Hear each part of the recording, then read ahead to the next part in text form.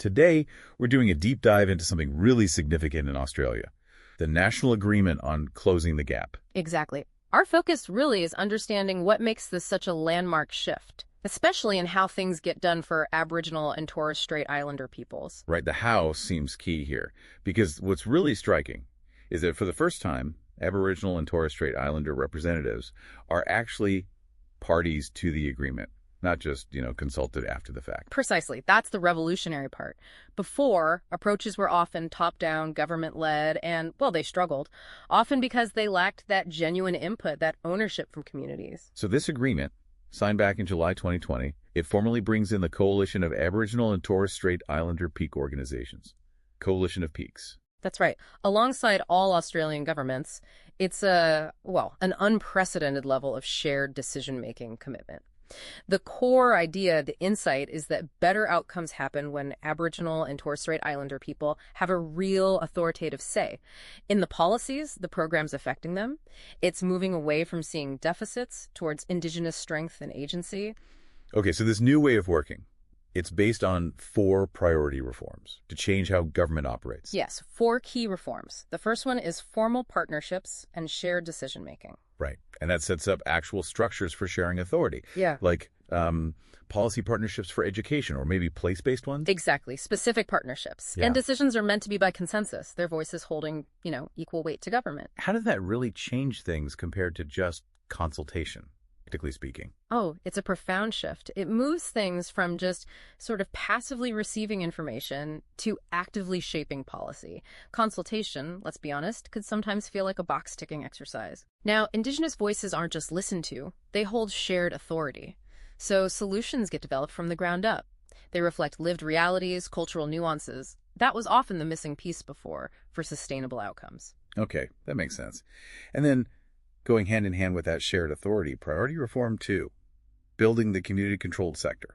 Why focus so much on empowering these specific organizations? Well, the evidence is compelling here. Their proven track record. Aboriginal and Torres Strait Islander community-controlled services, you see them in early childhood, health, justice. They often just get better results. Why is that, do you think? Because they're essentially acts of self-determination in practice. They understand the cultural context deeply. They've built trust, sometimes over generations, and they're naturally responsive to local needs. So the agreement commits to sustained investment, proper funding models, recognizing they're absolutely key. Got it.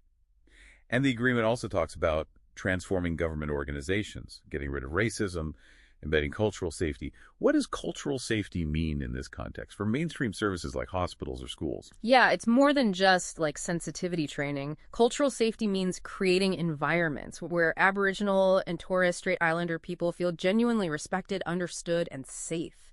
It's about ensuring their cultural identity is affirmed, not ignored or dismissed, and actively dismantling those systemic barriers, the biases.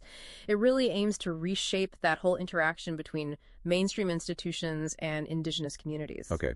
And the last piece, shared access to data and information, empowering communities with their own data. Exactly. Data is power, right? This reform gets that. Letting communities collect, own, analyze their own local data means they can make tailored decisions, advocate effectively for what they need, moving from being just subjects of data collection to, well, architects using data for their own development. So beyond these big structural reforms, there are also specific targets, socio-economic ones.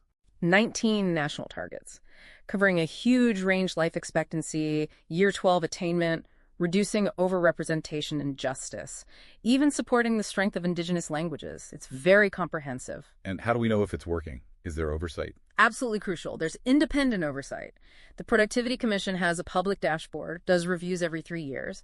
But importantly, there are also Aboriginal and Torres Strait Islander-led reviews, capturing those lived experiences directly. So accountability from the community perspective, too. Yes. And it's not static. The agreement is explicitly called a living document, which means targets, actions, the whole framework can be updated based on evidence and, crucially, ongoing input from the Coalition of Peaks. It sort of builds in that responsiveness, that flexibility, acknowledging that this kind of deep change is a long-term adaptive thing. So wrapping this up, our deep dive really shows a profound shift towards genuine partnership and self-determination. It feels like a powerful model for systemic change in Australia. It really does. So a question for you thinking about this, how might this unprecedented level of shared decision making, with its focus on community-led solutions and being adaptable, how might that reshape other areas of social policy, maybe globally, where there are long-standing inequalities?